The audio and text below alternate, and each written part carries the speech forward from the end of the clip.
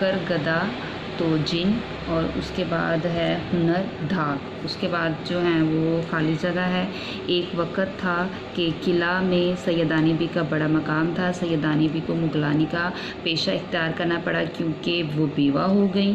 اس کے بعد ہے اس نے کہاروں سے کہا کمبختو منہ سے تو کچھ پھوٹو، یعنی جب وہ پرستان لے گئے تھے یہ کہہ کے کہ سرکار نے بلایا تھا تو انہوں نے یہ کہا تھا کہ جب انہوں نے دیکھا کہ وہ مجھے قلعے سے جو ہے وہ دور لے گئے ہیں تو انہوں نے کہا کہ مجھے کہاں لے کے جا رہے ہو، تو یہ بات انہوں نے تب کہی تھی۔ پرستان میں اسے جن لے کر گیا، بادشاہ نے اسے جواہرات جو تھے وہ انعام میں دیے تھے۔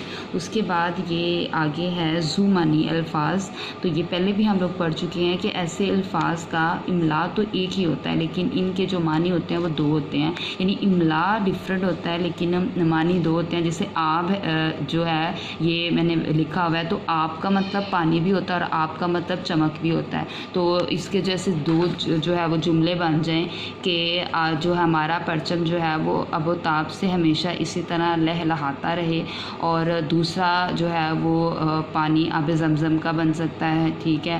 تو یہ جو ہے یہ اس طرح سے لفظ ایک ہے لیکن اس کے جو معنی ہیں وہ دو ہیں۔ اس کے بعد کہہ رہے ہیں ان میں سے بعض اوقات لفظ ایک معنی میں مذکر جبکہ دوسرے معنیوں میں مؤنث استعمال ہوتا ہے، یعنی ایک میں یہ مذکر کے طور پہ استعمال ہو جائے اور دوسرے میں مؤنث کے طور پہ ہو جائے۔ تو یہ انہوں نے کہا ہے کہ ہم لوگوں نے جملے دیے میں ان جملوں کو الفاظ جو ہے وہ ان کو علیحدہ کر کے ان کا جو معنی ہے وہ ہم لوگوں نے لکھنے ہیں۔ تو دوسرا ہے کان۔